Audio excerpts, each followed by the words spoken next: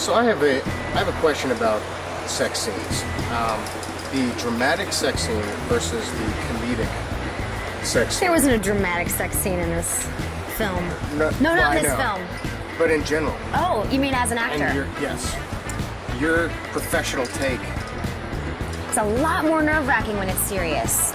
It's nerve-wracking enough when it's funny because you still have to make it seem a little real, but you have to sort of amplify.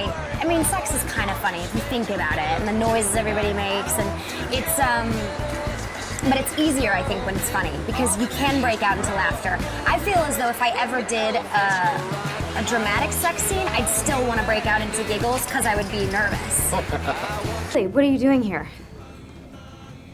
I had been having a tough time, you know, back in LA. But then I came here, and here you are. I just think that's too crazy to... Hello there, you little sex object. I've lost a shoe. You've seen it anywhere. It's like this one, but, you know, obviously it's the opposite one. Aldous, this is Peter. Hey, all right, Peter. Nice to meet you, mate. Aldous. Good to meet you, man. My ex-boyfriend. Oh, right, hey, I'm Aldous Snow. I know who you are, yeah, you're very, very famous. Listen, if you want to have dinner with us one of those nights, Aldous. feel very... No, it's very gentlemanly of you, but you two enjoy your trip. I'll be just fine on my own. All right, Peter. Like a poo sweet. We'll get off of the topic of sex because We'll come back to it. We'll come back after. Sarah Marshall and Kristen Bell. The similarities. Likes, dislikes. I am very different from Sarah, though I did try to amplify every insecurity I've ever had and turn it into something funny because it's a very vanity-driven profession and it's very difficult to keep your head screwed on straight and you have so many things done for you as an actor that's why so many people get, I think, so delusional. It's hard, you know, and I think it's very easy to get ahead of yourself and not, you know, not stay grounded. And I think that's where I tried to go with Sarah, of just having her be a little bit ditzy and a little bit infantilized about the amount of things that other people should be doing for her. And a little bit bitchy unnecessarily, but still at the same time give an accurate amount of sincere moments so that you didn't completely hate her when you left the theater.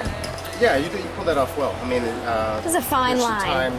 Times where we hate you, but then you're like, oh wait, she's sincere. Well, they give her a chance to explain herself, and she's not. I'm not by any means like preaching that she's doing everything right, or I didn't try to depict that. Yeah. Clearly, she's broken. She doesn't know what she wants. She's with a guy who's completely self-obsessed. The new boyfriend is not the right match for her.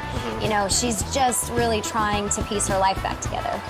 You spoke about vanity in the industry and showbiz, and I think it's true. I agree. Oh, for sure. That being said, what would you do if you grew like a huge mole and you couldn't get rid of it? Like a mole that came out of nowhere? Yeah, just you like grow a mole? like Like within a a goiter. month, like a goiter, and you couldn't get rid of it. I couldn't get rid of it? No, it would kill you. Make it into a smiley face. Do something. You gotta take your assets and you gotta make them work. You know, I'm really small. Like, I gotta make that work for me. I gotta be loud. You gotta be huffy and puffy. I gotta start boxing. Oops, I did start boxing. You know what I mean? Yeah. I guess, I don't know. I try to love it. You love it. I mean, it's a common misperception that people, like, there's a strive for perfection, but, like, I have days where I'm ugly, and I get pimples, and I get insecure, and... Hello. You know? I mean, come on. Every day, it's my every day. You know?